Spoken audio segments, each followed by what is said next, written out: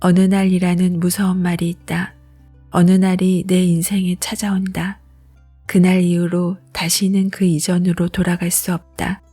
잊을만 하면 찾아오는 어느 날이 내 인생에 몇 번이나 있었던가. 가장 가까운 어느 날은 언제였던가. 49살을 뒤로 하고 50살이 된 어느 날, 나는 내가 할 수 없는 일들이 많아졌다는 사실을 가슴으로 느꼈다. 더 이상은 젊지 않고 무엇이나 생각나는 대로 저지를 수도 없는 나이라는 사실도 깨달았다. 안녕하세요. 미소영입니다. 어느 날이라는 무서운 말이 있다라는 문장을 들었을 때 미소님들은 어떤 생각이 떠올랐나요? 저는 어느 날보다는 무서운 말이 더 다가왔습니다. 무섭다는 감정을 느끼는 어느 날은 어떤 것일까요? 오늘 함께 읽을 책은 최옥정님의 2라운드 인생을 위한 글쓰기 수업입니다. 부제로 3년째 시작만 하는 당신, 이제는 끝마칠 때인데요. 저는 시작만 하다가 끝나는 인생이 그 무서운 어느 날이 아닐까 하는 생각을 하게 됩니다. 한번 지나가는 시간은 다시 찾아오지 않습니다. 그래서 나이 먹음에 대해서 항상 아쉬워하는 것 같아요. 아무리 열심히 해서 성과를 이뤘다고 해도 말입니다. 저는 이 책을 보기 시작했을 때 이 책을 읽는 이유 3가지를 적어보았어요. 첫 번째는 글쓰기를 계속 이어가야 하는 이유, 두 번째는 글쓰기를 할 때 꼭 필요한 요소와 방법, 세 번째는 기억하고 싶은 문장들 모음입니다. 첫 번째와 두 번째의 질문이 이 책의 프롤로그에 나와 있습니다. 저도 50대 중반이 되어서야 노후에 계속 이어갈 수 있는 일로 글쓰기를 떠올렸는데요. 항상 너무 늦은 것은 아닌가 하는 생각을 하곤 했습니다. 하지만 이 책에서는 늦은 때가 없다고 강조하고 힘을 주고 있어 감사했습니다. 미소님들도 글쓰기를 왜 해야 하는지 들어보시고 글쓰기를 노후를 준비하는 또 하나의 파이프라인으로 접근해 보시면 어떨까 합니다. 파이프라인을 만드는 것은 시간이 조금 걸립니다. 조금 일찍 시작할수록 좋겠지요. 그럼 책 속으로 들어갑니다. 2라운드 공이 울렸다. 1라운드가 아니고 2라운드라니 어딘가 안심이 되는 구석이 있습니다. 첫 번째가 아니니까 한숨 돌리고 느긋하게 경험이라는 토대 위에서 무엇이든 해낼 수 있을 것 같습니다. 이 책의 제목에 많은 키워드들이 숨어 있습니다. 2라운드 인생이라는 말을 오래 곱씹으면 머릿속에서 떠오르는 첫 번째 생각이 있고 그 다음 생각이 있을 것입니다. 그 생각이 글쓰기의 소재이며 주제입니다. 글쓰기로 생각하는 동시에 생각한 것으로 글을 쓴다고 이해하면 쉽습니다. 인생은 한 번뿐입니다. 1라운드 인생이 진행 중이거나 끝마쳤지만 여기가 끝이 아니라고 생각한다면 언제든 다시 시작할 수 있습니다. 그 두 번째 시작을 2라운드라고 부릅니다. 의지와 열정은 넘치지만 계획에 대한 실마리를 잡지 못해 막막한 사람들을 위한 글쓰기 책입니다. 생각은 추상이지만 글은 손에 잡히는 실제입니다. 내가 어쩌다가 지금의 내가 되었는지 궁금한 사람은 글을 써야 합니다. 내가 가장 사랑하는 혹은 가장 미워하는 사람이 어쩌다 지금의 그 사람이 되었는지 알고 싶은 사람도 글을 써야 합니다. 내가 쓴 글이 내가 갈 길을 알려줍니다. 니체도 가장 위대한 것은 방향을 결정하는 일이라고 했습니다. 글 속에 답은 없습니다. 꼬리에 꼬리를 물고 이어지는 문장 속에서 스스로 묻고 대답하다 보면 그 문제가 별것 아니라고 생각하는 지점에 도달합니다. 이 흥미로운 여정을 직접 발로 걸어보는 것, 손으로 만져보는 것이 글쓰기입니다. 사느라 돌아볼 겨를이 없었던 중요한 순간들, 언젠가 다시 만나야지 하면서 지나쳐 버린 사람들, 이번 생에 이룰 수 있을까 의심하면서도 버리지 못한 꿈들이 하얀 종이 위에 오롯이 존재를 드러냅니다. 치유나 성찰, 감동을 목적으로 하지 않아도 쓰는 행위 자체로 치유가 되며 읽기만 해도 위안이 됩니다. 나 역시 실수투성이인 인간 중 한 명이라는 사실을 스스로 나서서 변호해 주는 것이 인문학의 정점인 글쓰기입니다. 여기서 가장 염두에 두어야 할 것은 1라운드가 끝나고 2라운드가 시작될 때 나를 둘러싸고 있는 현실을 맨눈으로 봐야 한다는 점입니다. 가능한 한 선입견 없이 있는 그대로의 우리 사회를 볼 수 있어야 그곳에서 내가 자리 잡을 지점을 찾아낼 수 있습니다. 1라운드의 영향 때문에 처음에는 그 일이 쉽지 않을 수도 있습니다. 내가 배워온 대로 생각한 대로만 내 멋대로 현실을 받아들입니다. 흔히 얘기하듯이 소통이 되지 않는 일방향의 사고를 버려야 새로움을 받아들일 수 있습니다. 새 술은 새 부대에, 이 말을 금과 옥조로 삼아야 할 시기입니다. 요즘 50살 언저리에서 사회생활을 접는 사람이 늘어났습니다. 소위 말하는 베이비 부머 세대입니다. 명예퇴직이라는 결코 명예롭지 않은 레떼리를 붙이고 사회에 나온 사람들의 관심사는 뭘까요? 바로 코앞에 놓인 인생일 것입니다. 이제 새로 시작하는 2라운드 인생. 그것은 분명 1라운드 인생과는 다를 것이고 달라야만 합니다. 그런데 어디서부터 어떻게 시작해야 하나 그 고민으로 한동안 막막한 시간을 보냅니다. 사방을 둘러봐도 내 눈길을 받아주는 사람은 없습니다. 내 느린 걸음을 기다려주는 사람도 없습니다. 함께 고민을 공유하고 어깨를 나란히 할 사람이 곁에 있다면 행운이겠지만 그조차 여의치 않습니다. 무엇보다 이제부터 나 혼자 뭐든 스스로 해나가는 사람이 되어야 함을 뼈저리게 느끼게 됩니다. 내게 남은 인생은 어느 조직의 부속품이 아니라 스스로 홀로 감당하고 책임지는 독자적인 인생을 살아가야 합니다. 일종의 1인 기업 CEO가 되는 것입니다. 무엇이든 내가 평소에 마음에 다져두었던 일이 있다면 그것을 시작점으로 잡는 것이 좋습니다. 뭐라도 좋습니다. 내가 잠시라도 마음을 주었던 대상에서 시작해야 첫걸음이 가볍습니다. 각종 아카데미를 들락거리며 인문학을 공부하고 자기 개발에 열중하거나 자격증을 취득할 수도 있습니다. 상당수의 사람들이 글을 쓰고 싶어 합니다. 글이 아니고는 펼쳐 보일 수 없는 자신만의 인생이 있다고 생각하는 사람은 언제나 많습니다.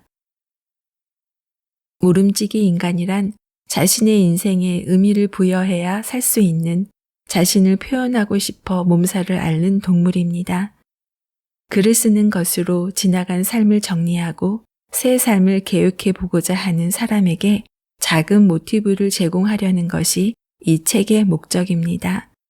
글쓰기는 어떻게 시작할 것이며 무슨 얘기를 먼저 해야 하나, 문장은 어떻게 익히고 독소를 어떻게 해야 하나, 감정과 생각을 실어서 먼 타인에게 전달하려면 나침반과 독도법이 필요합니다.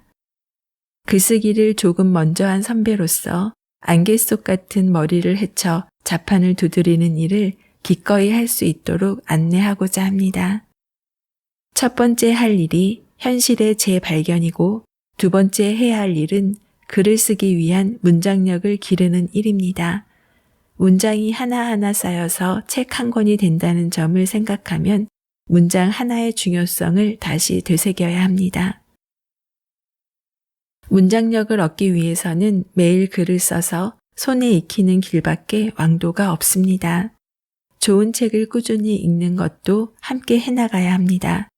글쓰기의 길에는 예전부터 해오던 지침인 많이 읽고 많이 생각하고 많이 쓰는 것 말고는 다른 지름길은 없습니다.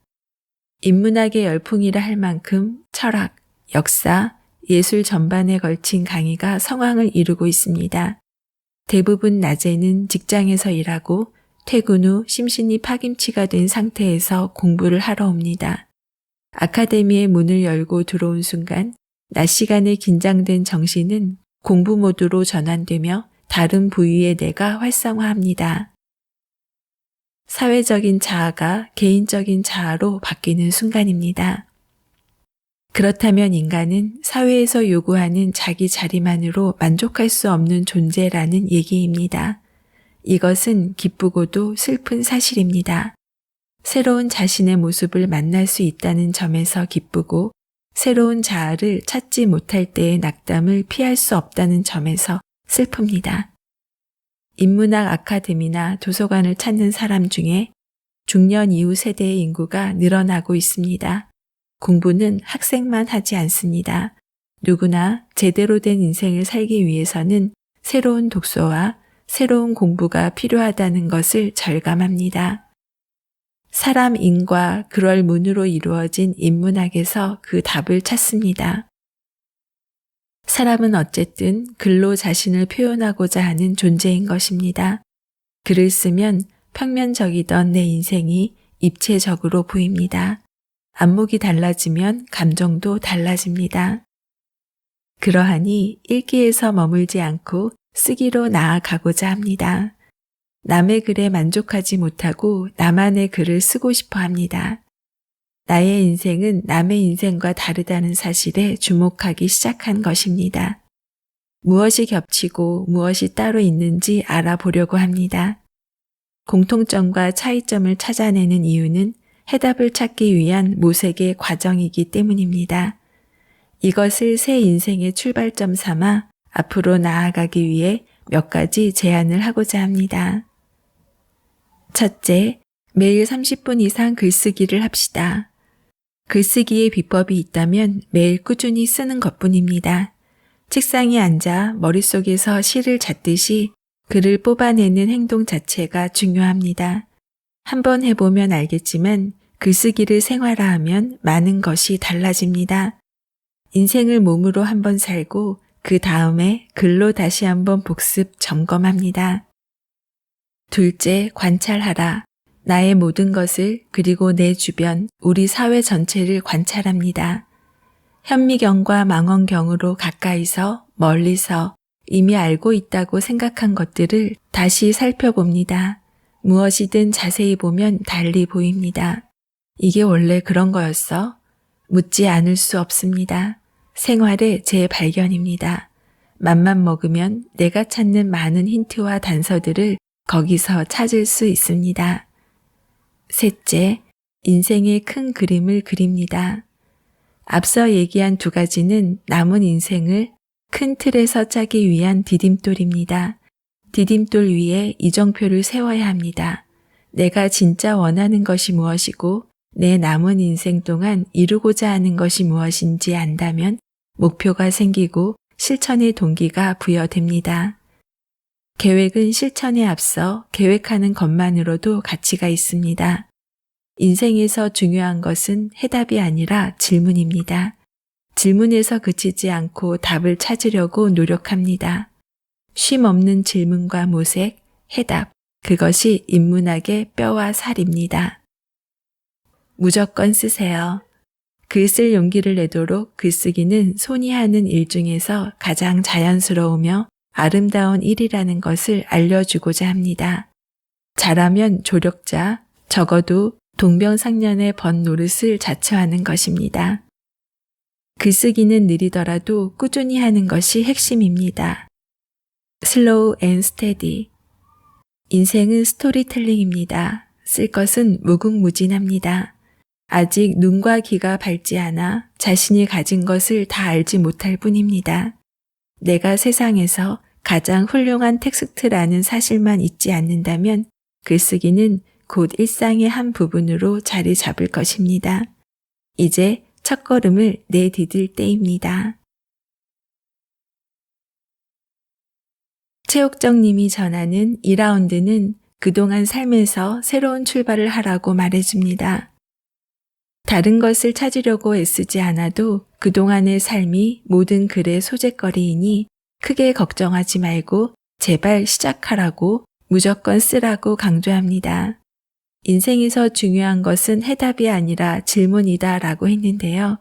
우리는 누군가 정답이라고 알려주어도 스스로 깨닫기 전에는, 마음이 동요되기 전에는 행동하지 않습니다.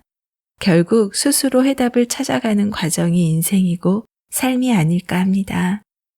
그렇다면 미소님들은 자신의 인생에 어떤 질문을 하실 건가요? 저에게 계속되는 질문은 노후에도 이어갈 수 있는 일은 무엇일까? 그것을 지금도 즐기며 할 수 있는 일은 무엇일까? 현재가 즐거워야 행복할 것 같으니까요. 그동안 살아온 삶은 자이든 타이든 일정한 길을 걸어왔습니다. 하지만 이제부터의 삶은 내가 의도한 대로 방향을 잡아 볼 수 있을 것 같습니다. 인생의 2라운드는 그래야 하지 않을까요? 저자는 글쓰기에서 중요한 것은 첫 번째 할 일이 현실의 재발견이고 두 번째 해야 할 일은 글을 쓰기 위한 문장력을 기르는 일이다 라고 했습니다. 그리고 이를 위한 제안으로 3가지 방법을 알려줍니다. 첫째, 매일 30분 이상 글쓰기를 하자. 둘째, 관찰하라. 나의 모든 것을, 그리고 내 주변을, 우리 사회 전체를 관찰하라. 셋째, 인생의 큰 그림을 그리자. 문장력을 얻기 위해서는 매일 글을 써서 손에 익히는 길밖에는 왕도가 따로 없다고 했습니다. 미소님들도 한번 시작해 보시면 어떨까요? 저는 매일 30분 이상 글쓰기 곧바로 적용하고 있습니다. 작가와의 만남, 그리고 다양한 이야기를 전하는 미소영입니다. 오늘도 24시간 행복하세요.